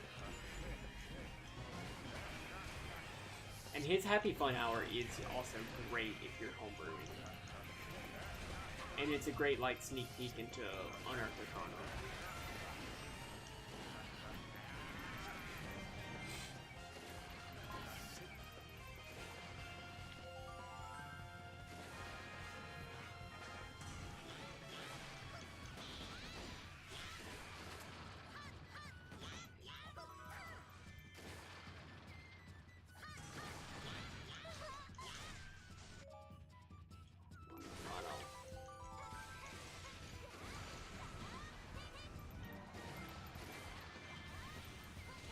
So this particular battle, it is a good, like, final battle, but it's so tedious.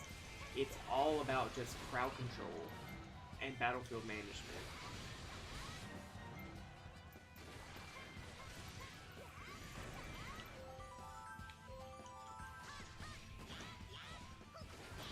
I feel like this would have worked a lot better, like, as an introduction to the mechanic of switching characters. Not as, like, part of the finale.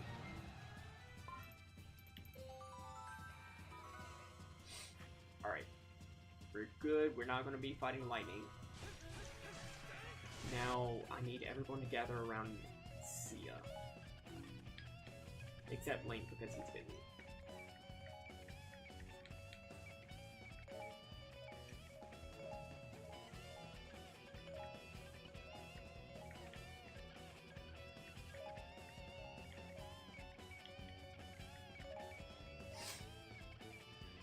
Yes, I do want to know it. Very much so.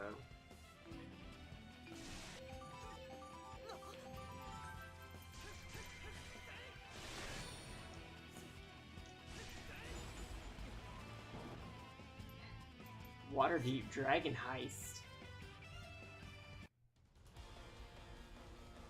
Are they gonna steal a dragon? Alright, so this is Phantom Ganon.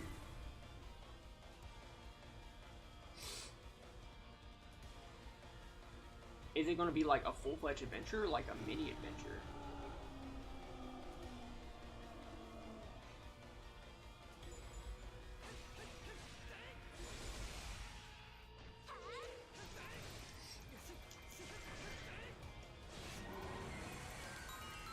Urban Romp. Yeah, that's what we expected. Toolkit Adventure. What the fuck? What the fuck does that mean?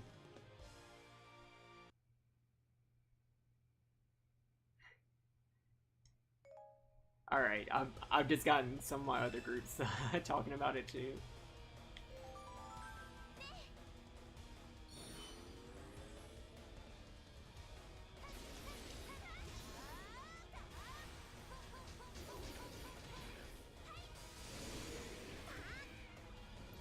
Urban Romp means that we're going to be dealing with Liam O'Brien's daughter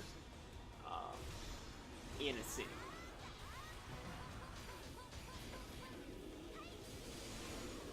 That makes sense.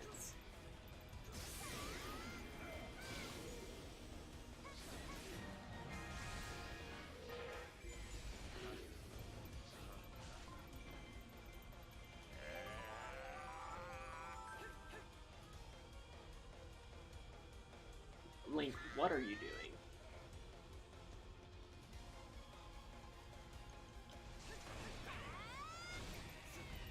Oh, okay.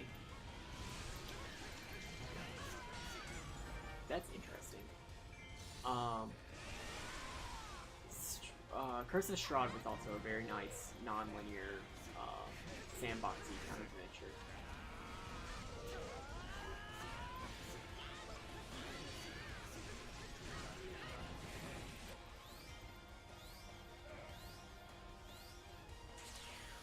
Oh, okay.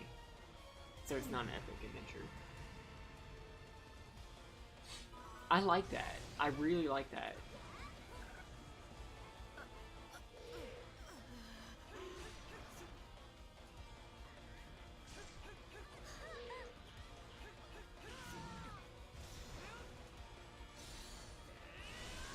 So it's more like a module than a like published adventure.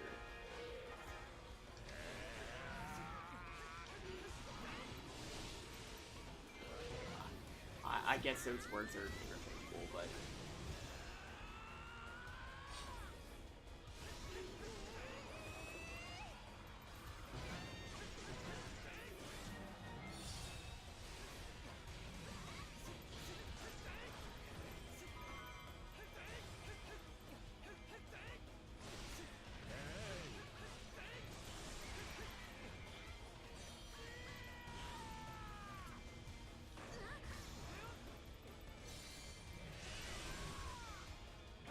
so Phantom Ganon's weakness is literally just having multiple characters around him. However, his weak point showing up is not simple.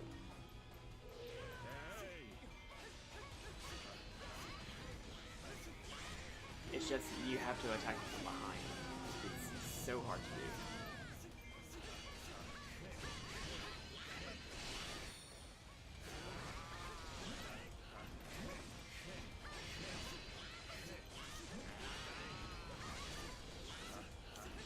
So you get to listen to this clusterfuck happen for the next couple of minutes.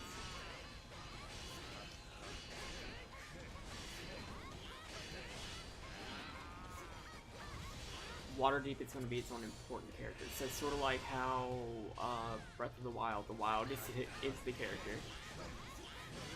But okay, so whenever they did the stream of Annihilation, they also said like the Tomb is its own character, and it's going to be like the main antagonist, not a Serac. I also suck at running large cities.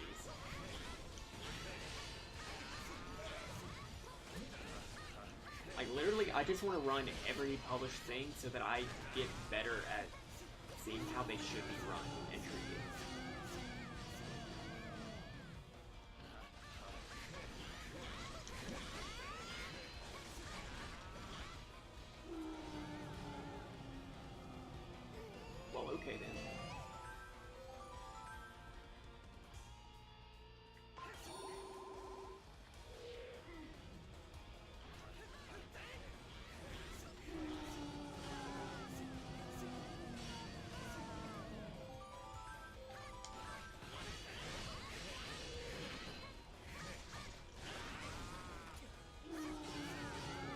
sounds like he's like projectile vomiting.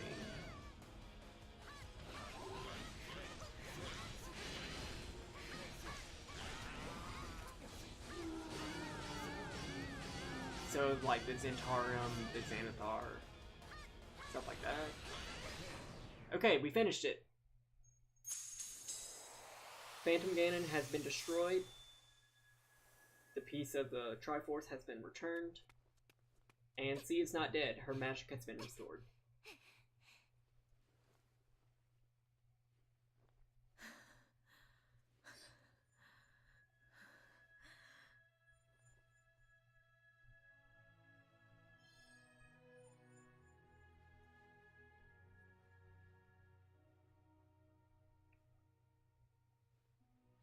Downtime mechanics. Nice.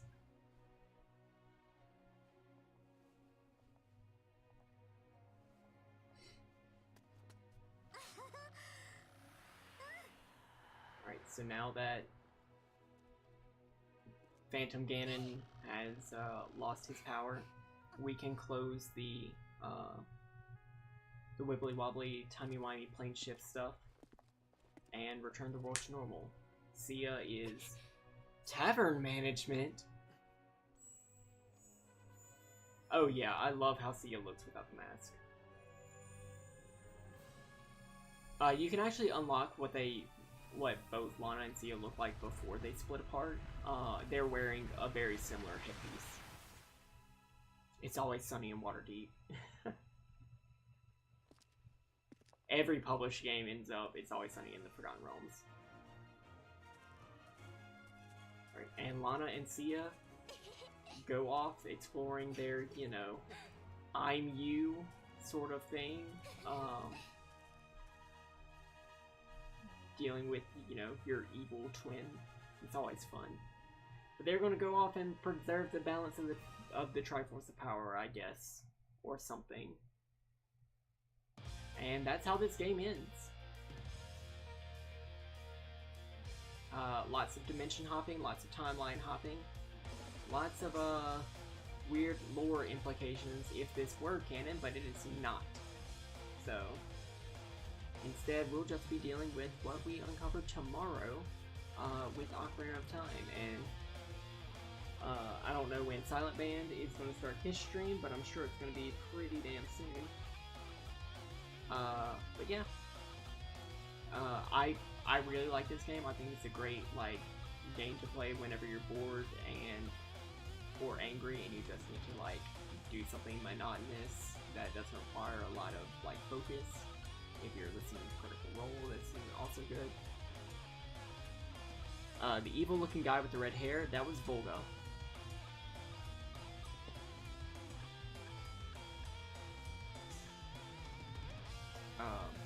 Yeah, this is definitely one of my favorite. It was my favorite on the Wii U. It was definitely one of my favorites on the 3DS. Pick it up, it's good. And this has all the DLC and everything, and the most complete story. Right. I know after this, Silent Band is going to stream, so for now, I'm going to say bye in the chat for a bit. As soon as Tip Swinky pops up on the screen, I guess.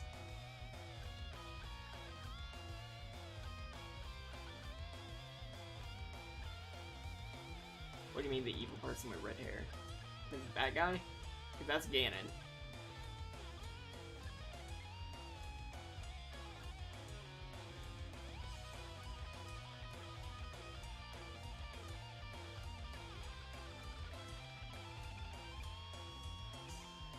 Toodaloo, Chrissy Mango. See you later. Thanks for stopping by on the couch. Oh, neat. Did we actually make it through the credits? Nope, not yet.